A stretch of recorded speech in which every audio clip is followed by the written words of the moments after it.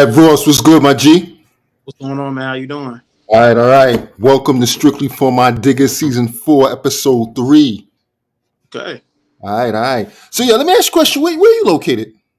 Well, I just relocated to Houston going on about a year ago. Okay. So yeah, I've been here. Yeah, February next month will make a year. So, Maybe you. Where are you originally from? North Carolina, Charlotte. Okay, that's where I'm located now. I'm in Charlotte.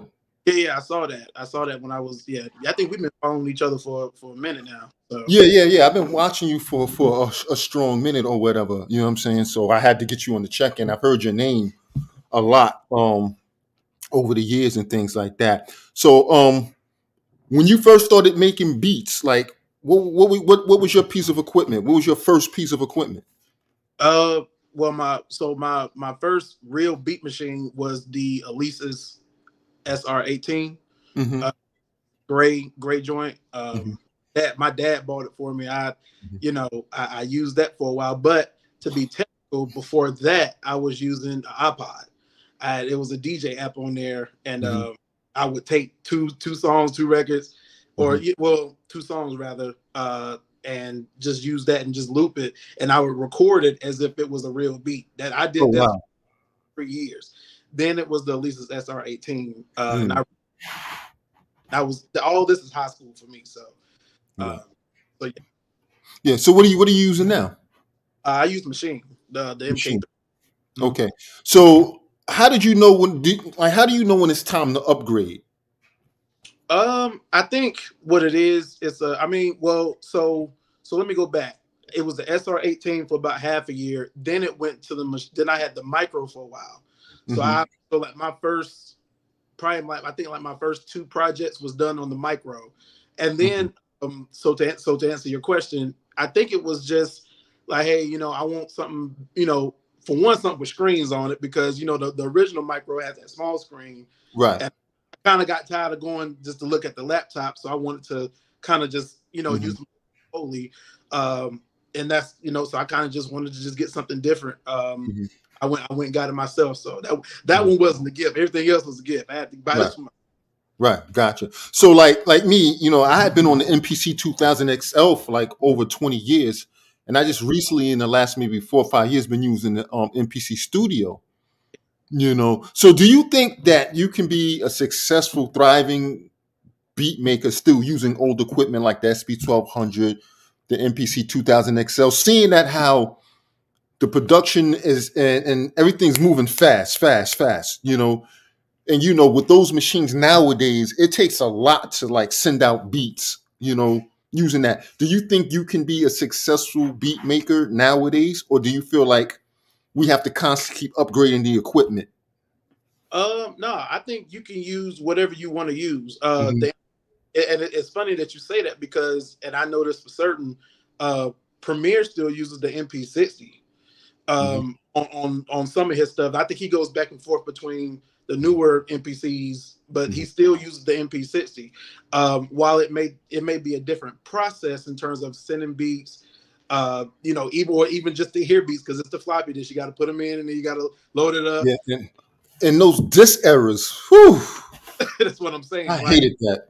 yeah, I mean, it's just one of those things, man. Like, if it's not broke, don't fix it. I think Marco Polo still uses the MPC 2000, or one of those, or one of the. It's Hmm. definitely not a new joint user. So, Right, whatever works for you, man.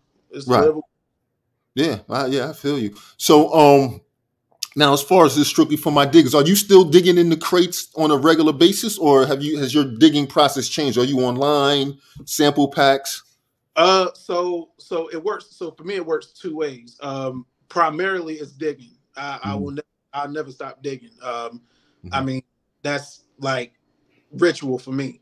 Hmm. Uh, the other side of things is, I have good friends that are they sell records. Hmm. Uh, so they send me stuff, whether hope most of the time it's physical, physical records. If they don't have the physical and it's just digital, they send me that. Right. Uh, but now for the most part, it's digging. It's always Right, digging. right, right. So whether you're digging on YouTube or physical for records.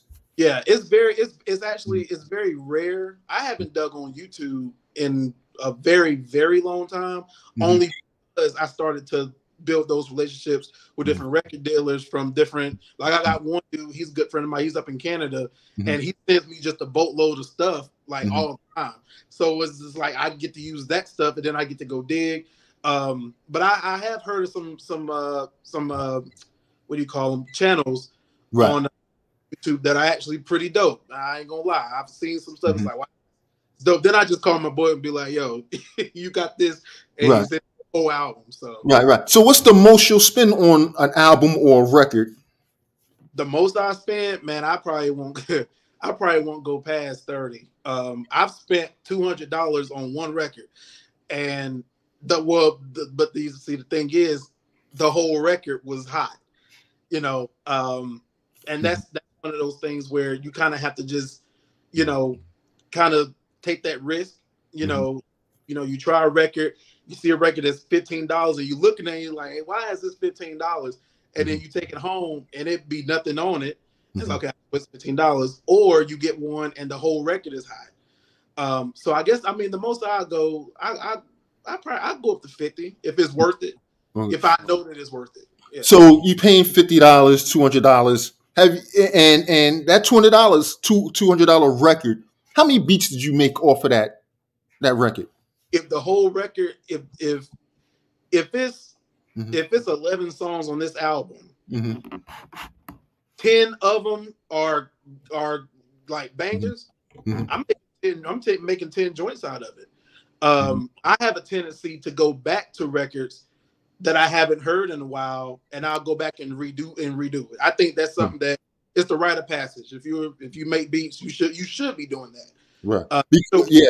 Because your ear changes over time and how you hear records. Yeah, I've noticed that too. Like certain records, I'm like, damn, I used that before, but why did I use it this way?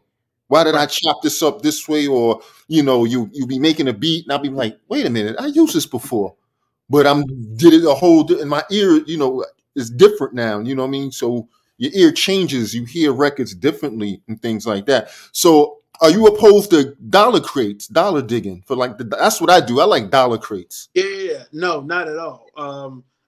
That's the first section I go to. Right. With you. That's the first section I go to, and I've bought stacks high and higher just strictly out of the dollars, and I go home all day going through beats all day. No, I'm not opposed to that at all. Right. Yeah, because you know, I've noticed also like the flea market be having some heat. That Goodwill, see, people sleep on that. They think they got to go to a record store. Oh man, listen, Value Village, Goodwill, Value Village, people's yard sales. Right. I mean, I've been in antique stores and I'm looking at records, and somebody will walk by and we'll just start having a conversation about records. Come to find out, they're trying to get rid of some records. I pay them $200 for 50. Right. Or records that way. Like, there's so many ways you can go about it. But Right. So when you're out and about digging, how do you know when to buy this record? Do you go by the cover? Do you go by the year, the genre? What makes you say, I'm gonna buy this record? Or is it just like, hey, luck of the draw? Yeah. So couple things that go into whether or not I want to buy a record. Believe it or not, the cover is the least of my concern because I have now familiarized myself with producers of that time and musicians of that time. So if you look on the back of a record and you see, okay, Bob James is playing something on this record, Earl Clue is playing something on this record, such and such did background vocals on this record, you kind of have a sense of what it's going to be.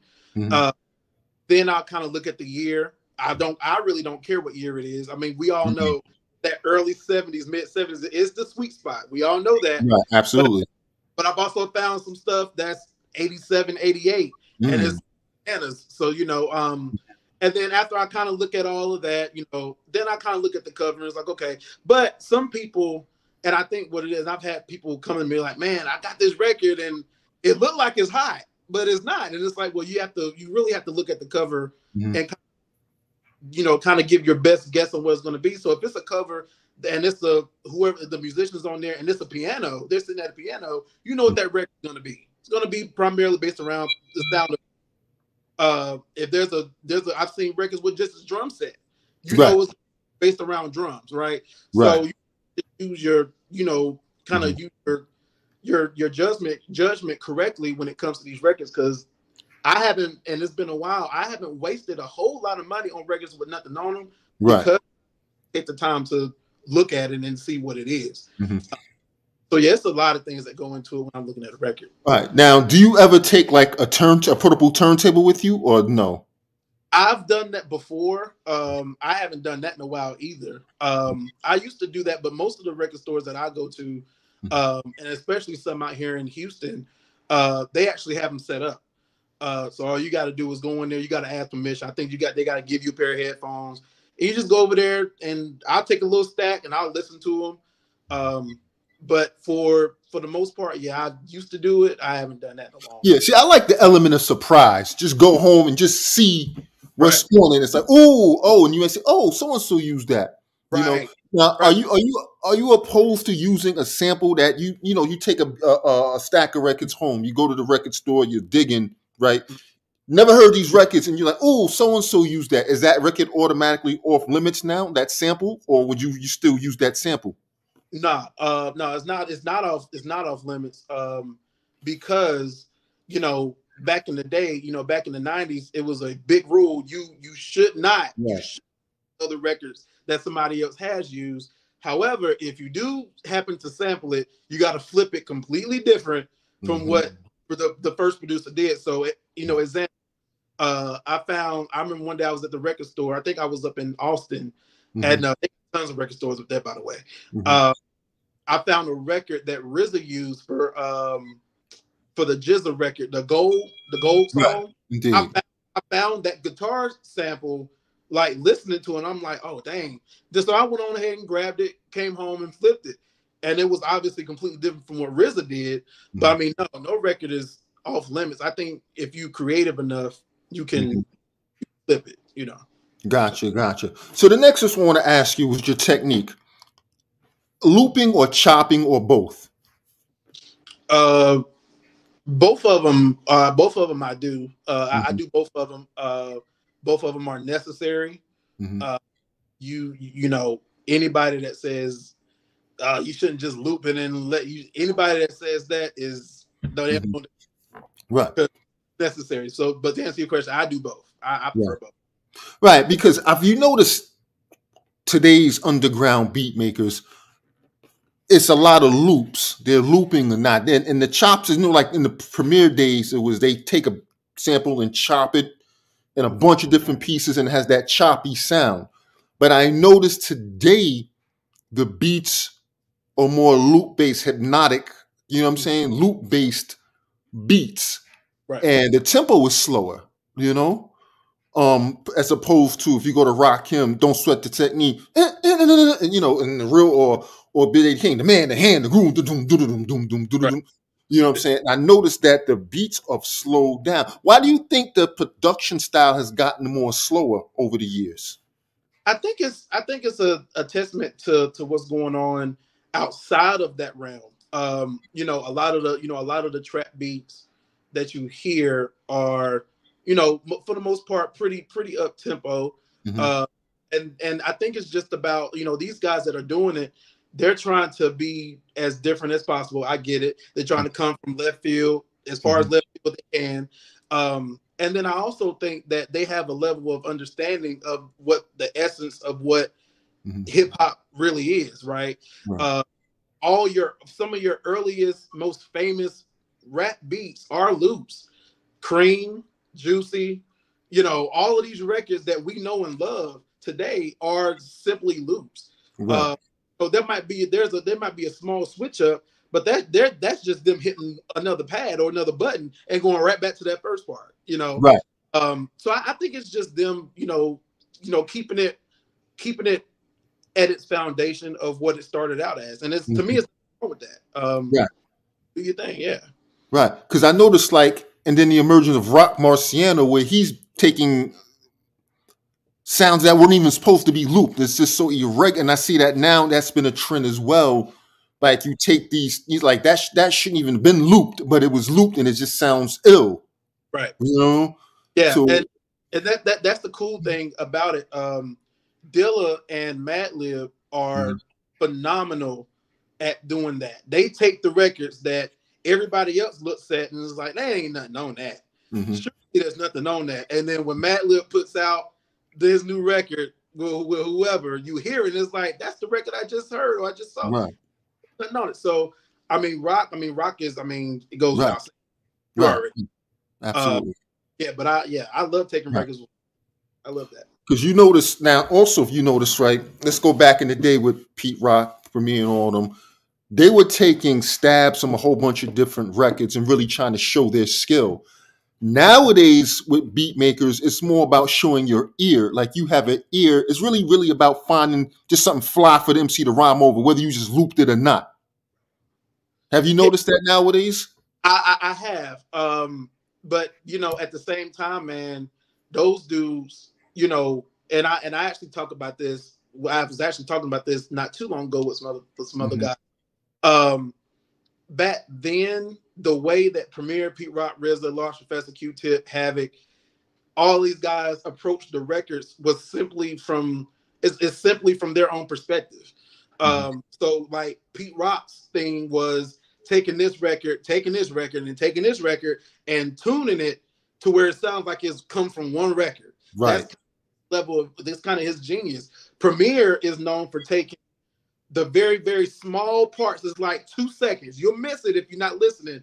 He's known for taking that and then like just making it this longer loop that is like, bro, how did you do that? Right. So but back then I think it was not only just showing their skill but their ear as well. Mm-hmm. RZA's ear was completely separate from everybody else. Like all of these guys seem like all of these guys hum together while RZA is and I'm not saying this is true. It's almost like he didn't even hang out with those guys because he was so different.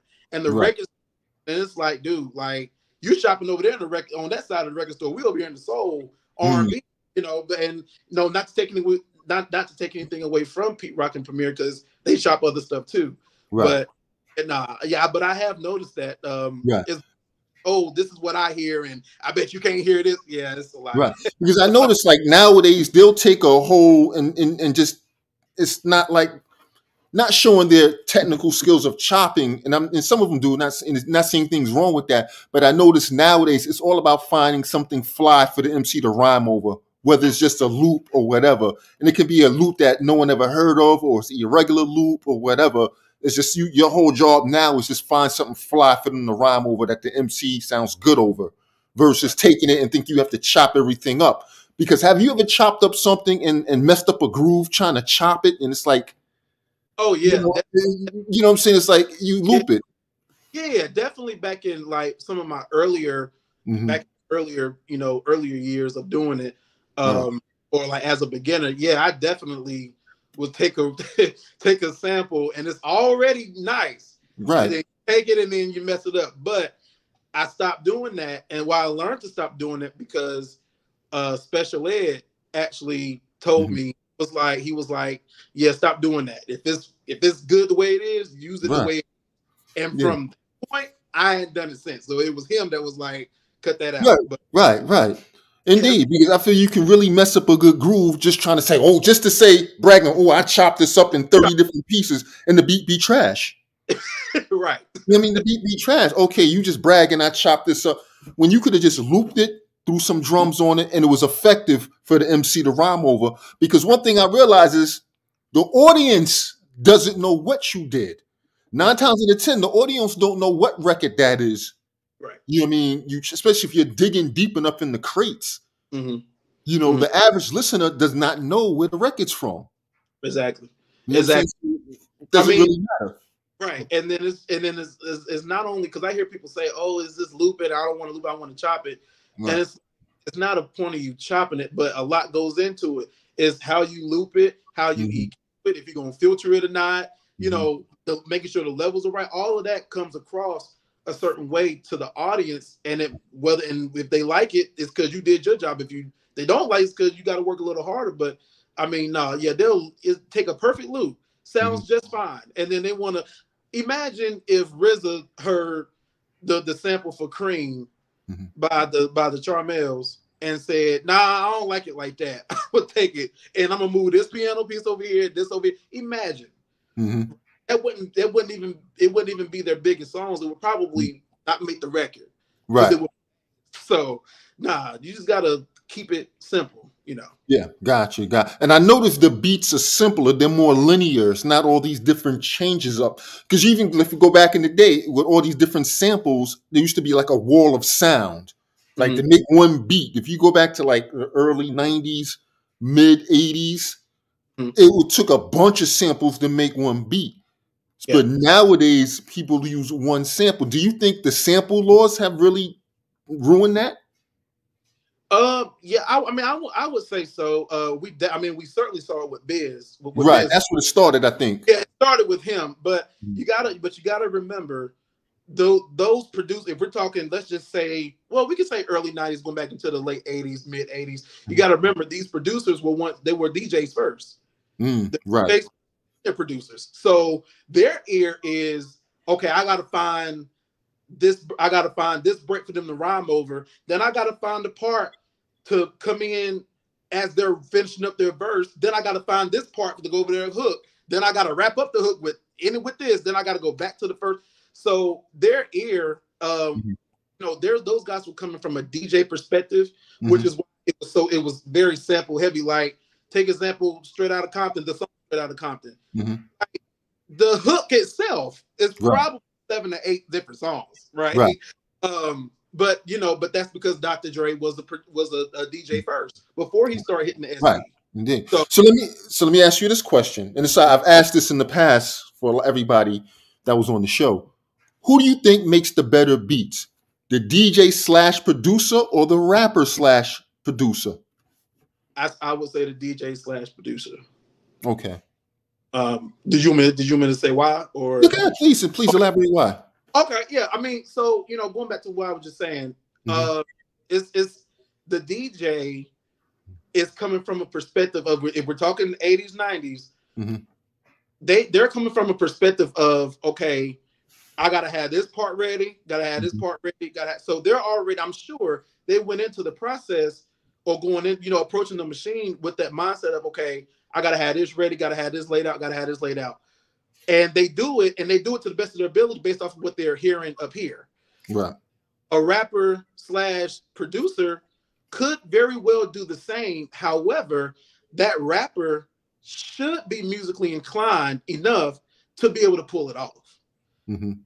Because being musically inclined is the number one thing you should be it. If you're not it, you could always learn it. That's what I always say. But you should go into it knowing chord progressions, harmonies, all that type of stuff.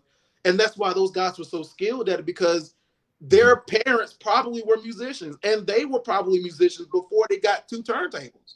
Right. And so I think the DJ slash producer is definitely, hands down. Hands down. Cool. So let's get into drums. Like, are you still getting your drums off vinyl? Yeah. Sample packs? I mean, how does that work for you?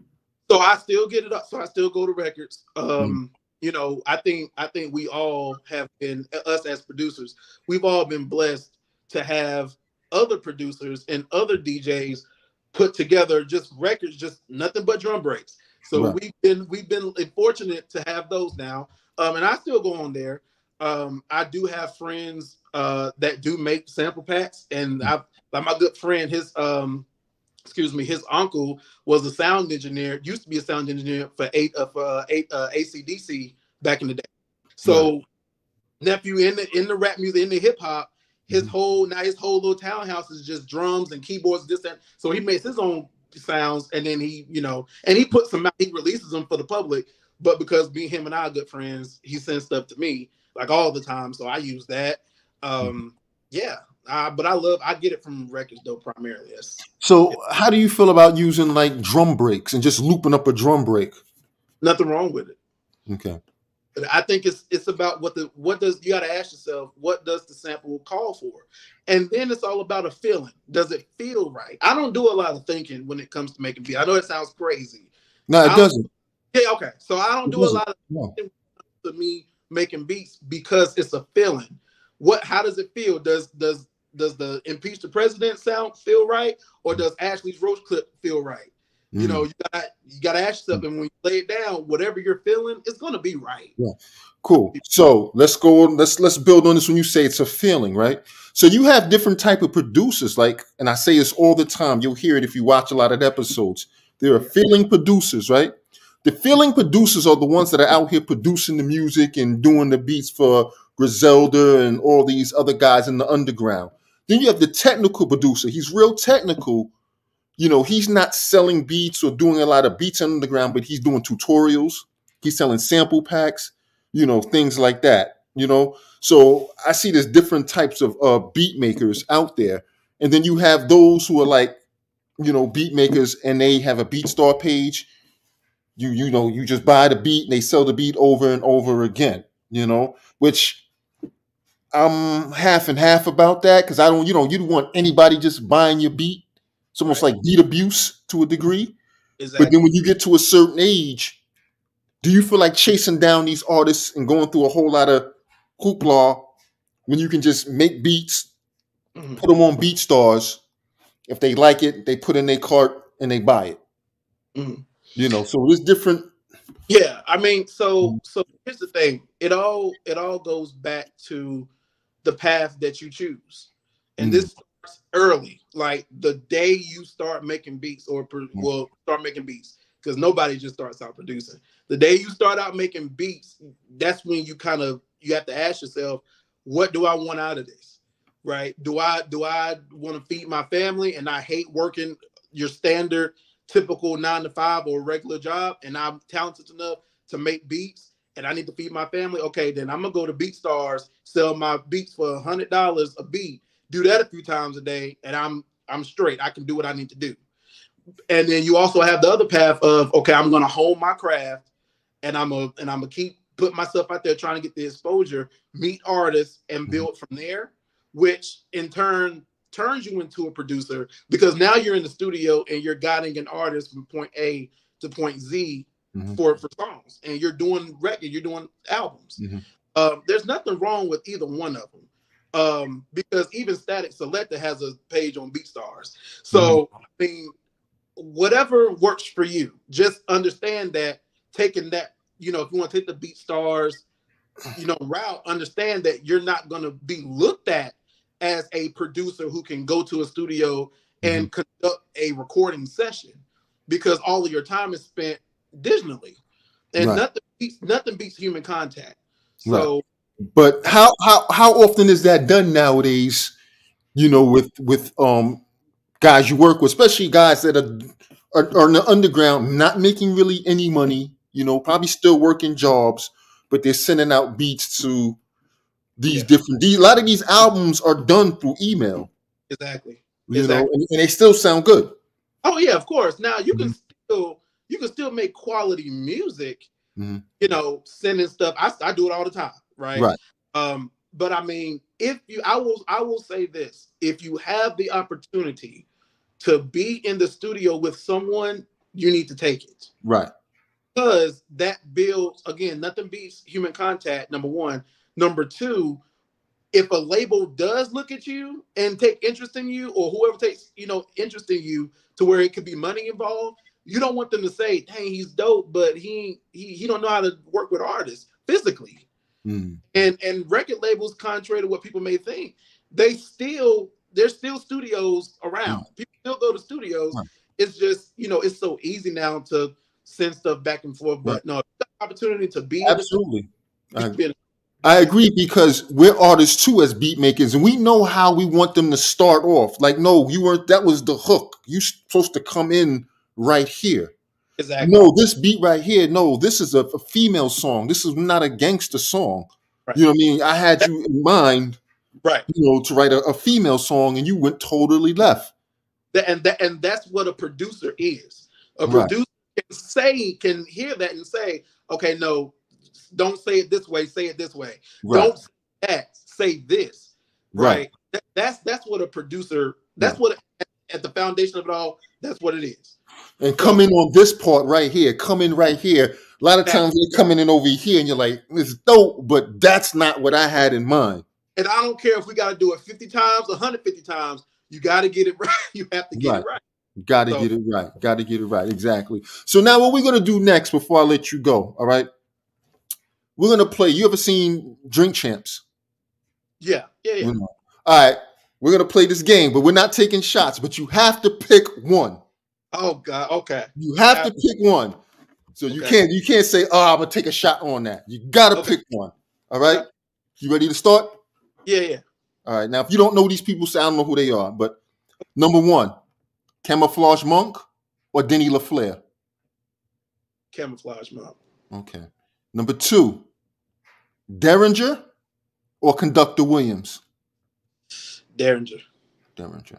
Number three, The Alchemist or DJ Muggs? Yep. Here we go. Okay. Wow. Got to pick one. I'm going to have to. Okay, I'll say Muggs. We'll talk about it, but I'm going to say Muggs for now. So Muggs, yeah. Okay. 4, Big Ghost LTD or Spanish Ran? Spanish Ran. Okay. 5, Klypto or the Historian? I don't know the Historian, so I gotta say Klypto. Okay, gotcha. Okay. 6, Nicholas Craven or Ninth Wonder? Can't do both. There's no drinks on this, buddy. I like them both, but I have to say Nicholas, man. That's just how I'm feeling right now. Okay. There's no right or wrong answer. It's how you feel. Yeah. This one right here, you're gonna get mad at me. Most people do when I ask this question. This next one. Okay. Number 7, Madlib or Jay Dilla? Jay Dilla. Okay. I am very upset, by the way, but yeah, Jay Dilla. Okay. Because you can't take a shot and say both. You know what I mean? I know, right? I know. Number 8, Large Professor or Diamond D? Okay. Large Professor. Okay. Number 9, this is another one. Pete Rock or DJ Premier? DJ Premier. Okay. I'm gonna take it back on you. These next two. Okay. Number 10, Marley Marl or Herbie Lovebug? Marley Marl. Okay. Number 11, Larry Smith or Rick Rubin? Rick Rubin. Okay. Number 12, these are family members. Dirty Diggs or the Standouts? Man, probably Standouts. Yes. Okay. 13, Vanderslice or Stu Bangers? Stu Bangers. Okay. 14, Easy Mo B or Ski Beats? Easy Mo B. 15, the Beat Nuts or the Beat Miners? Beat Miners. All right, my man. So let's go back and revisit the Alchemist or DJ Muggs. And you said DJ Muggs, right? Mm-hmm. You want to elaborate? Is that what you want to say? No. Well, I mean, just, so here's the thing. I'm one to understand where styles come from, where, all that stuff comes from. It starts somewhere. I do understand that Alchemist for a very long time was under the wing of DJ Muggs. Indeed. So there would be no Alchemist if it wasn't for DJ Muggs. That's why I choose him. But now if you ask me next week, I'm going to say Alchemist. That's right. What it is. And then the same thing with Marley Marl. Mm-hmm. We all know that he was is the first not only super producer, but the one to take the sample and stop it and start it over and then chop it up. And the only one that's arguably the first to kind of chop a sample would be Paul C. The late great Paul C, who was around a little bit before Marley, but Large Professor was under Paul C. Paul C, exactly. In fact, if anybody didn't know who's going to watch this soon, after Paul C passed, Paul C was actually set to do Let the Rhythm Hit Him Right. by Rakim, but he died. Large Mm-hmm. Professor, a high schooler at the time, came back Mm-hmm. and just finished everything, and then of course did his own thing on that record. So, Right. I And mean, you know who people forget about? Where that? Premier learned a lot of stuff from? Showbiz. Yeah, Showbiz. so I mean, Showbiz. it's the same thing. I mean, Mm-hmm. you know, and it's the same thing with rappers too. You know, people ask me. I've had people ask me what my top 5 is, Mm-hmm. and you know, Biggie's not in the top 5. It's a lot of people that's not in the top 5, but the top 5 are always the ones. If you look at them, they all started something. Right. If you start something, you automatically get that place. Absolutely. Fuji, Slick Rick, KRS-One, Rakim. Yeah. They all started something that that all the MCs used from 1990 on up. Absolutely. So Absolutely. Yeah.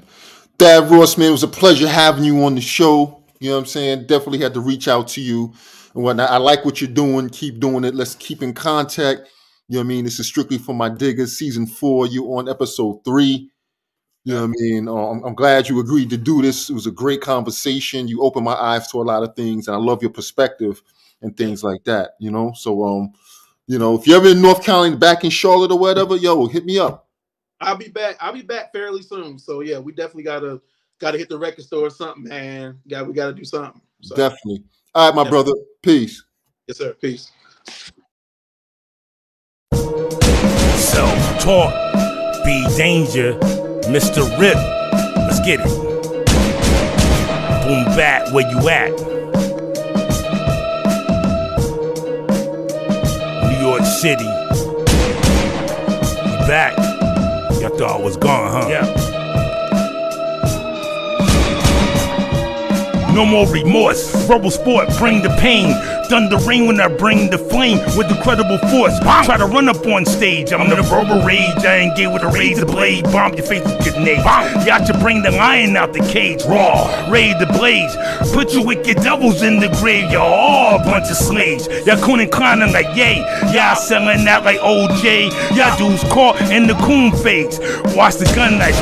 Y'all lost generation, fast-paced nation. World population confronted frustration. Print to hip-hop, been forsaken. It's all contractual and about money making. Pretend to be real and don't see no limitation. It's that reputations and false reputations. Competitive drive, I never reply to a corny hip-hop vibe while my shooters get live. Hey, you dangerous, you can't bang with us. You think you hanging with us, you on that angel dust. Say yo, we dangerous, you can't bang with us. You think you hanging with us, you on that angel dust. Say yo, we dangerous, you can't bang with us. You think you hanging with us, you on that angel dust. Say yo, we dangerous, you can't bang with us. You think you hanging with us, you on that angel dust. Bring the aggressive behavior, spark an invader, rap creator, collaborator, navigator, verbal gladiator. Your rap drug addiction, mum rap bad decision with bad mental position. Your nigga energy, you shot, ambulance and